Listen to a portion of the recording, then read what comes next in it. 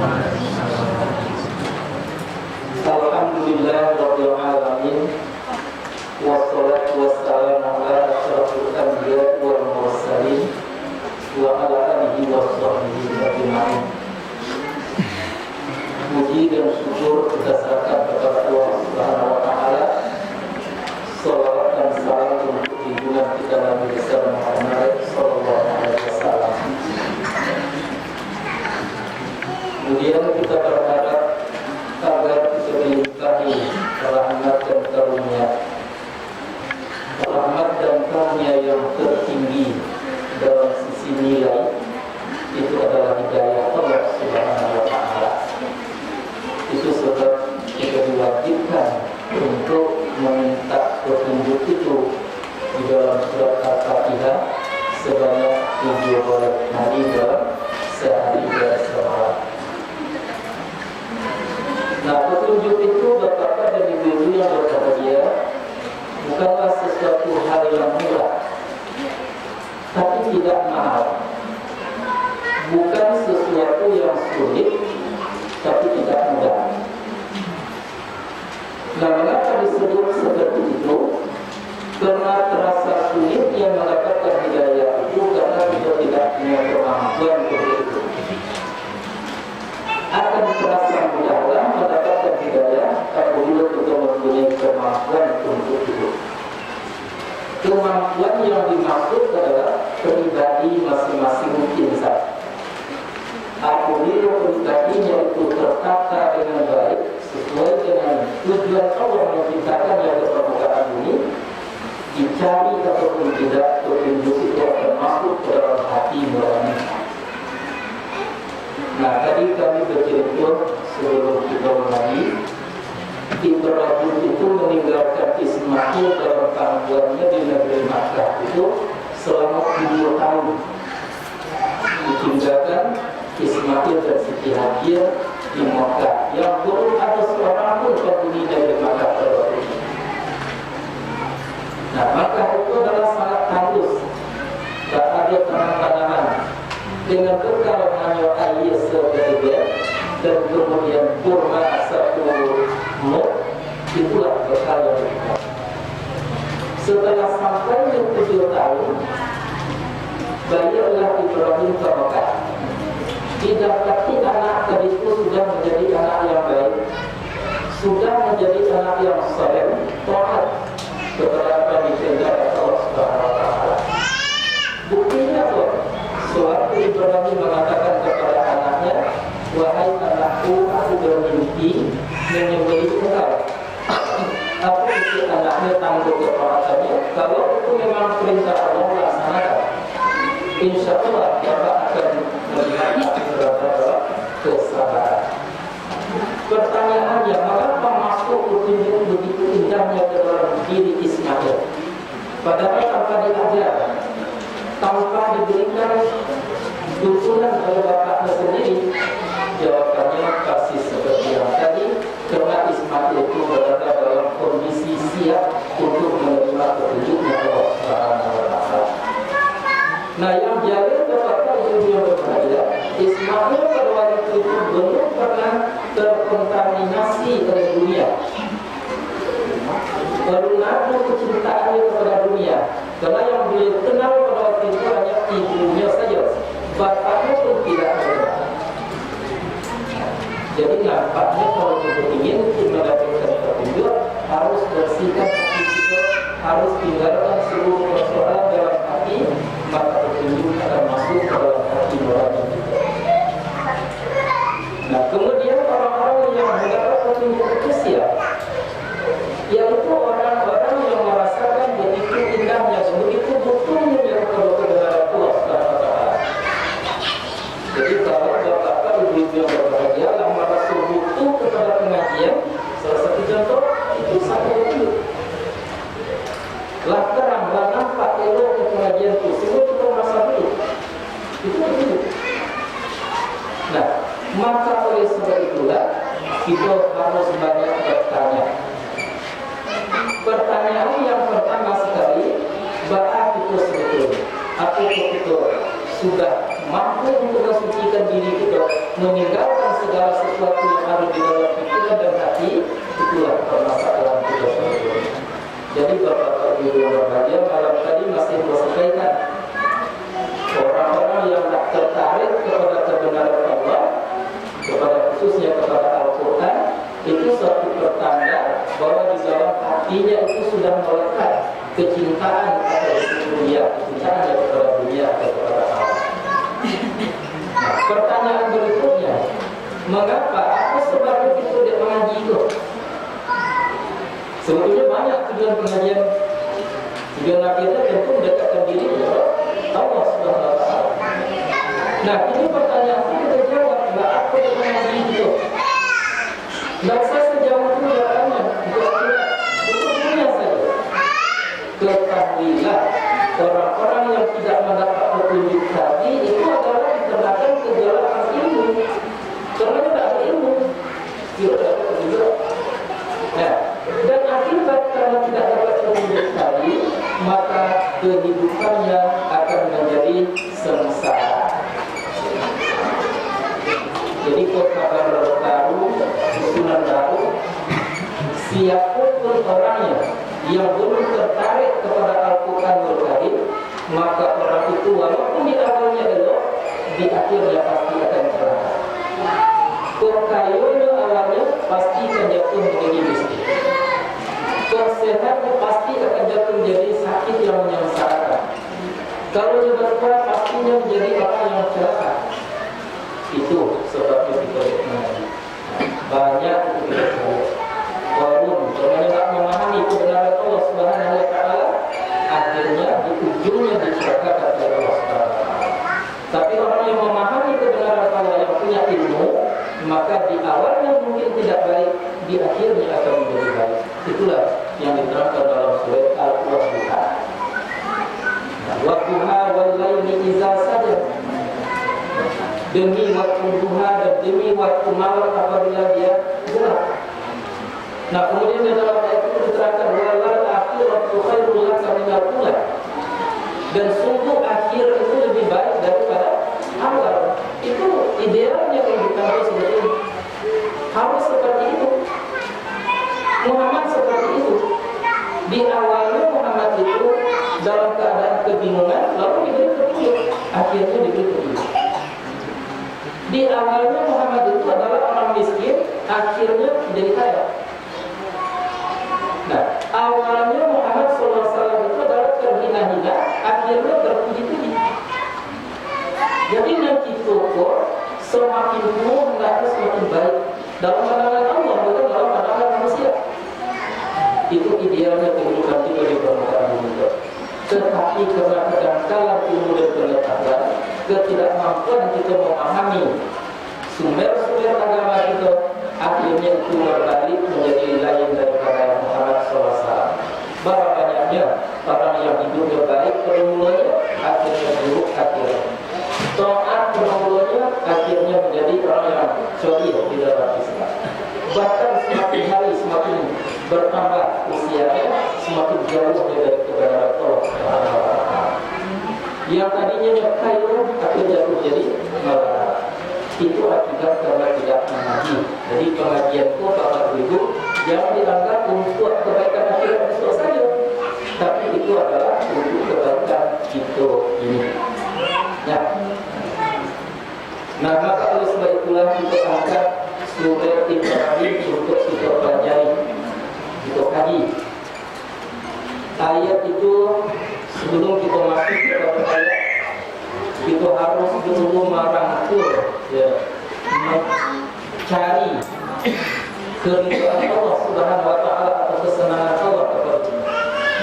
Siapa orang yang disenangi oleh Allah, yang dikasihi oleh Allah Subhanahu wa Ta'ala, dia punya orang-orang yang banyak bertobat.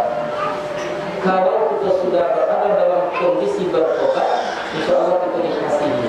Kalau kita sudah dikasihi, maka akan diberikan kepada kita jalan-jalan terbaik oleh Allah Subhanahu wa Ta'ala.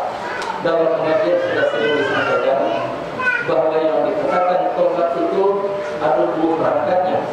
Yang pertama menyesali, ingat dan tahu bahwa kita tidak berhenti nyesal. Ketahui itu bukan orang yang suci suci.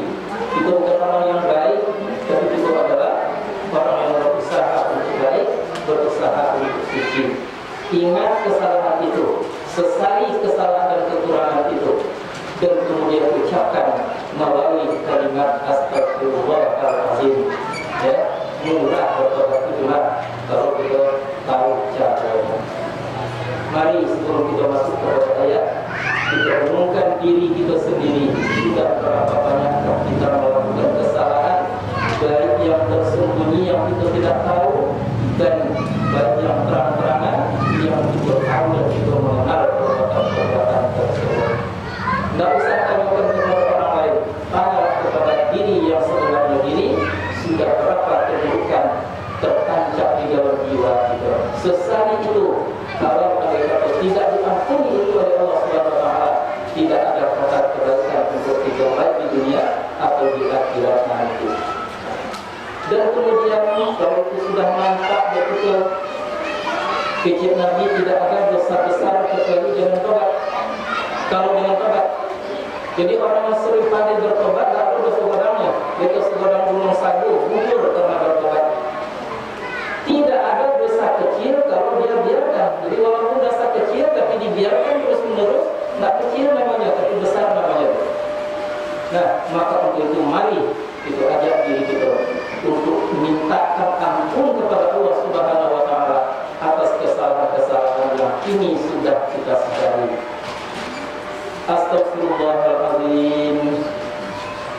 Astaghfirullahaladzim. Astaghfirullahaladzim. Alladzi la ilaha illa huwal hayyul qayyum wa atubu ilaihi.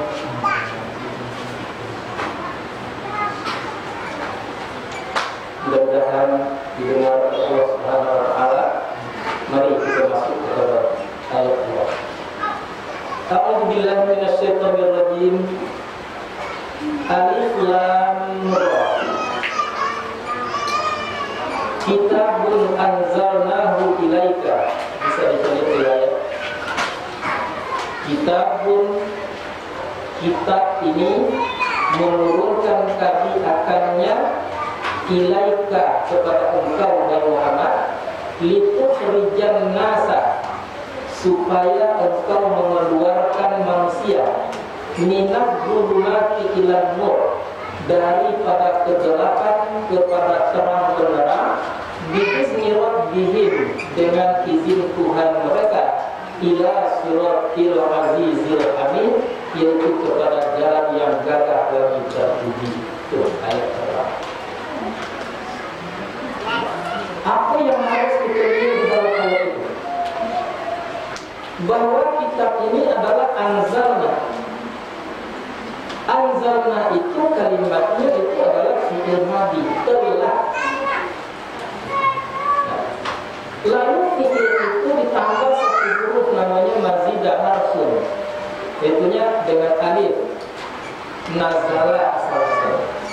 Ini menjadi anzal. Apa artinya? Kalau nazala artinya itu adalah turun sendiri. Kalau anzala artinya adalah menurunkan. Lalu siapa menurunkan kita itu? Nah, kami. Mengapa Tuhan berkami? Karena proses turun ayat itu tidak langsung dari Allah kepada Muhammad, tapi melalui Jibril dan kemudian baru langsung kepada Muhammad SAW. Maka berarti kata kami di situ melibatkan Jibril alaihissalam atas proses turunnya Alkitab itu kepada Muhammad SAW. Itu pertama. Nah, dan kemudian kalimat yang anzalna tadi itu disebut dengan kalimat mubattaki. Ya, disebut dengan kalimat artinya mengandung alayan me. Dan di dalam kata me itu berarti ada kesengajaan. Beda dengan turun dengan menurunkan. Kalau turun itu tidak ada mengandung kesengajaan.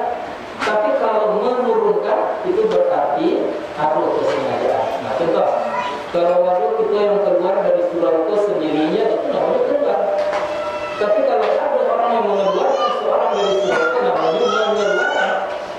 Pertanyaannya, mengapa Allah menurunkan Al-Quran atau kitab itu? Jawabannya persis yang tadi, agar manusia itu bisa keluar daripada zulmat ila nur. Zulmat itu sering diartikan itu adalah zalim. Rupanya arti zulmat itu lawan dari nur. Itu tadi sebabnya minat zulmat ila nur, daripada yang zulmat kepada nur. Karena nur itu artinya terang, maka berarti zulmat tadi artinya adalah gelap. Jadi dari gelap kepada yang terang. Apa yang dimaksud dengan gelap itu? Tidak mengerti, tidak bisa memahami. Nah, lajali agama itu indah, tapi kita tidak mampu merasakan indahnya, itu gelap namanya. Nah, lajali itu apa yang diperintahkan Allah Subhanahu Wa Taala, tidak ada satu pun yang akan merugikan, tapi kita merasakan itu kadang-kadang merugikan kita, gelap namanya. Apapun yang dilarang oleh Allah Subhanahu Wa Taala itu akan mencelakakan, tetapi malah kita melakukan apa yang paling terlarang di permukaan bumi, itu sangat gelap namanya. Jadi Bapak Ibu yang berbahagia, selagi manusia tadi mempelajari ayat-ayat Al-Quran, maka hidupnya akan berangsur-angsur mengerti, hidupnya akan berangsur-angsur terang.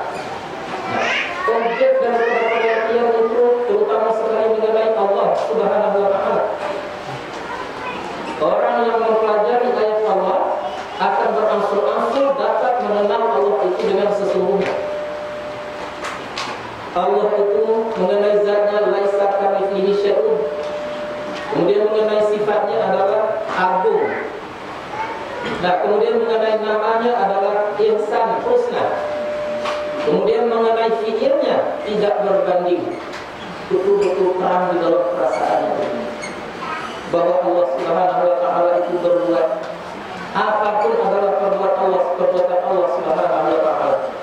Sekecil apapun gerak yang ada di permukaan bumi itu adalah gerak Allah sebetulnya, perhatikan.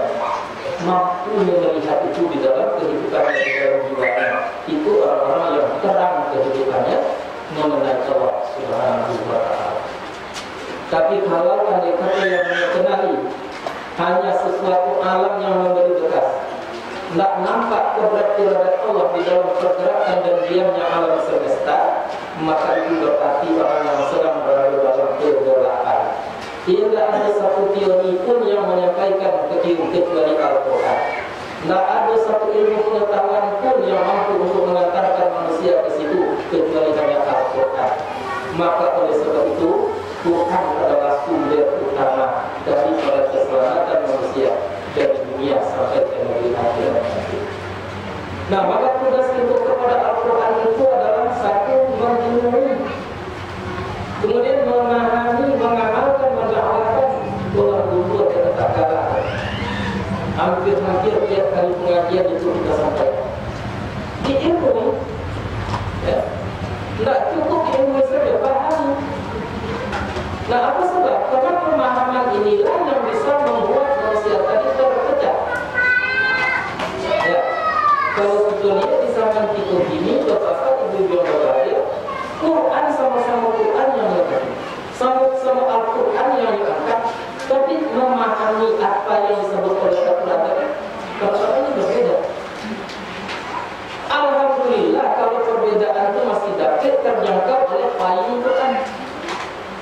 Yang payahnya kalau tidak sesuai dengan Al-Quran itu, maka dua daripada payung Al-Quran. Salah satu contoh, ya, kata Allah di dalam Al-Quran, wa huwa ma'akum aina kuntum. Dia Allah beserta kamu dimanapun kamu berada. Ada dikatakan berserta dengan Allah tadi, menyambung, tidak lepas daripada Allah. Apapun itu adalah dari Allah. Kalau kita bergerak, tak mungkin bergerak kalau tidak Allah. Kalau kita melakukan sesuatu, tak bisa itu terjadi kalau tidak di Allah. Itu arti wahwa ma'akum menurut Al-Quran. Tapi dipahami oleh seseorang bahwa wahwa ma'akum itu bercampur baur dengan Allah Subhanahu Wa Taala, itu sudah menyimpang daripada payung Al-Quran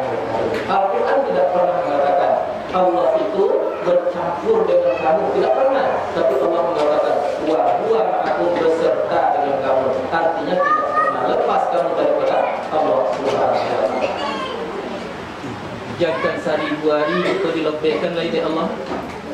Sekejap saja kita dilepaskan oleh Allah Subhanahu wa taala, habis.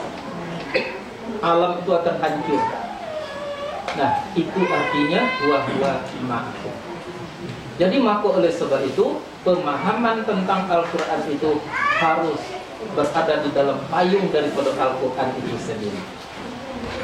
Contoh, apabila kamu sembahyang, ya, beruduklah terlebih dahulu, basuh mukamu, kemudian basuh tanganmu, basuh kakimu, kemudian sapu kepalamu. Sapu kepala di situ ada yang menyapu sampai ke kuduk. Ada yang menyapu hanya sebagian kepala, ada yang menyapu setengah kepala. Beda tak? Bedanya memahami. Tetapi tidak keluar daripada payung Quran. Karena Quran tadi menyuruh menyapu. Jadi yang menyapu sampai ke belakang benar, yang menyapu separuh kepala benar, yang menyapu seketik kepala masih benar. Itulah yang dikatakan khilafiyah. Nah, kalau anda unjukkan kini kok ke bapak-bapak, ibu-ibu kacamata, mungkin saja si A akan mengatakan A yang kacamata itu bagagang pakai kacau. Ditanyakan ke si B betul, dia akan membuat definisi A kacamata itu untuk pembesar apa yang dilihat, nak godangnya apa yang dilihat. Dan kemudian ditanyakan pula kepada seseorang betul, A kacamata itu yuk kacau dan gagang. Kan banyak jadinya betul jawaban tuh. Mana betul tuh, mana salah? Tak ada yang salah, betul seluruh. Orang yang mengatakan Quran itu terdiri kacamata, terdiri peronggagang dan kacau, betul. Mengapa? Karena tak keluar daripada kacamata. Nah, jadi bapak-bapak, ibu-ibu yang berbahagia, begitulah kita diajak oleh Al-Quran supaya hidup kita menjadi terang. Ikut tak di kampung-kampung gini dah. Sampai ke urusan-urusan dunia, agama secara keduniaan. Kecilnya intelek, kecilnya bagus kadang-kadang bapak. Tapi mau tidak mau harus kita akui. Kadang-kadang masuk ke dalam yang hebat-hebat tadi, yaitunya pemahaman yang sudah keluar daripada Islam itu sendiri. Satu contoh, di dalam Al-Quran itu wamsahu biru'usikum wa arjulakum ilal ka'bain. Sapu kepalamu dan kemudian kakimu sehingga 2 mata kaki. Nah, ada orang yang memahami bahwa menyapu 2 kaki sehingga 2 mata kaki. Karena perintah tadi menyapu kepala. Padahal wa arjulakum ilal ka'bain tadi ada di situ waw, namanya waw ataf. Kalau yang ataf dengan waw itu wajib kembali kepada yang pertama. Apa yang pertama tadi? Basuh. Fausilu wujuhakum wa aydiyakum ilal marafiq wamsahu biru'usikum wa arjulakum, berarti bukan sapu kaki tetapi kembali ke basuh, dan basuhlah kakimu sehingga 2 mata kaki. Nah, banyak profesor-profesor yang tergeledor di situ.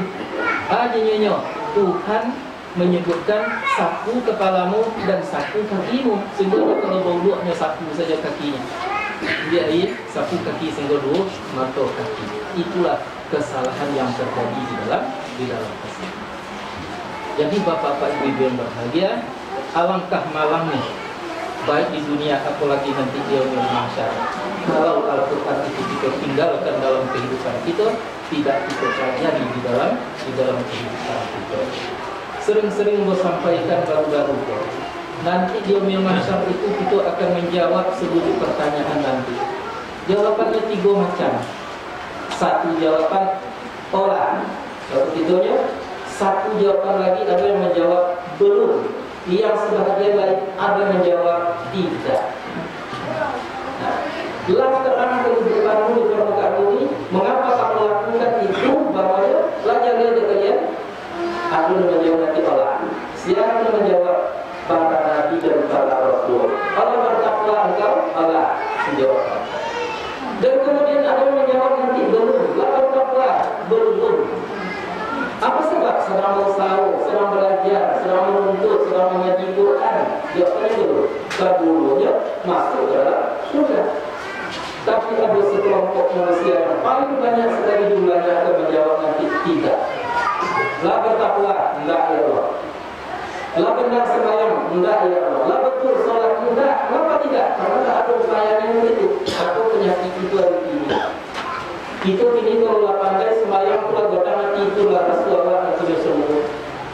Kalau la pandai baca Quran lebih-lebih lah khatam belum baca Quran sudah boleh tuh lebih. Bawa mempunyai perangkat surga pada semua sekali. Nah, itu penyakit itu kini. Jadi maka oleh sebab itu kita tidak boleh berhenti untuk mempelajari ayat-ayat Allah Subhanahu wa Ta'ala.